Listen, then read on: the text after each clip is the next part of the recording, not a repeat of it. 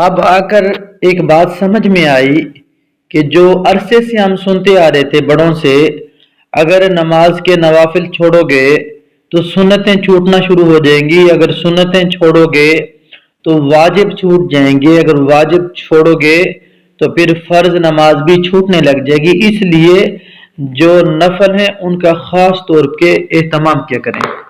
मैं एक आपको आज बताने लगा हूँ एक अमल, एक बात।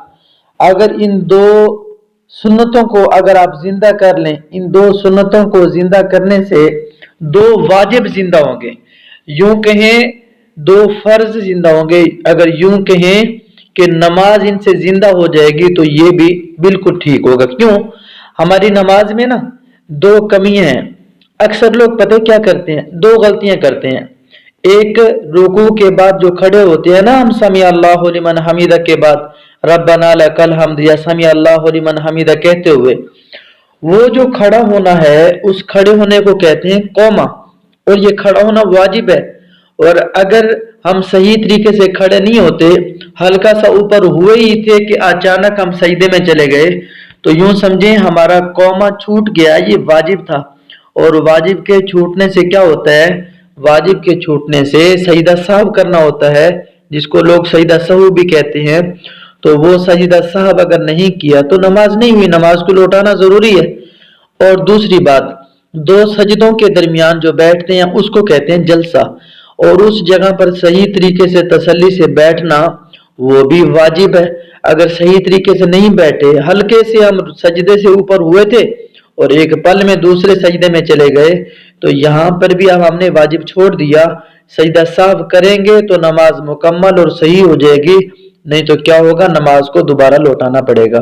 मजीद आप अपने करीबी उलमा से यह मसला पूछ सकते हैं। आए तो मैं उसका एक हल बताता हूँ। इन दो वाजिब को अगर आप जिंदा करना चाहते हैं ये दो वाजिब आपके जबरदस्त और मजबूत हो जाएं, कभी भी ना छूटें, तो आए एक काम करें। आप ना जो जलसा है दो सजदों के दरमियान की जगह, वहां की एक मसनून दुआ है, अल्लाहुम्मा गफिरली वरहमनी वाफिनी। ये दुआ पढ़ना शुरू कर दें अपनी हर नमाज में। वो फर्ज हैं, वो सुन्नतें हैं, वो नफल हैं, वो वितर हैं, वो तरावी की नमाज है। तरावी पढ़ाने वाला इमाम जितना तेज पढ़ा रहा हो, 2-3 सेकंड में आप ये दुआ पढ़ लेंगे, अल्लाहुम्मा गफिरली वरहमनी वाफिनी। 3 सेकंड से भी पहले आप पढ़ लेंगे, अल्लाहुम्मा गफिरली वरहमनी वाफिनी। बस ये दुआ का एहतमाम शुरू कर दें। जब आपको पता होगा दो सजदों के दरमियान जैसे ही मैंने बैठना है ना, मैंने ये दुआ पढ़नी है, तो इस दुआ की जब आप फिक्र करेंगे तो आपका वो जो जलसा है, वो बैठना है, वो तसल्ली से बैठा जाएगा, क्योंकि आप दुआ आराम से पढ़ लेंगे। दुआ पढ़ने की फिक्र में लगेंगे, वो आपका वाजिब नहीं छूटेगा। और फिर दूसरी दुआ है, वो ये है रुकू के बाद जब हम खड़े होते हैं उस वक़्त अगर हम रब्बना लकल हम्द के बाद ये पढ़ लें, हमदन कसीरन तय्यिबन मुबारकन फी, तो इसके बारे में यहाँ तक सुनने में आया 13, एक रिवायत में 30 फरिश्ते दौड़ के आते हैं उस बंदे की नेकियां लिखने के लिए जिसकी जुबान से ये बोल निकलते हैं।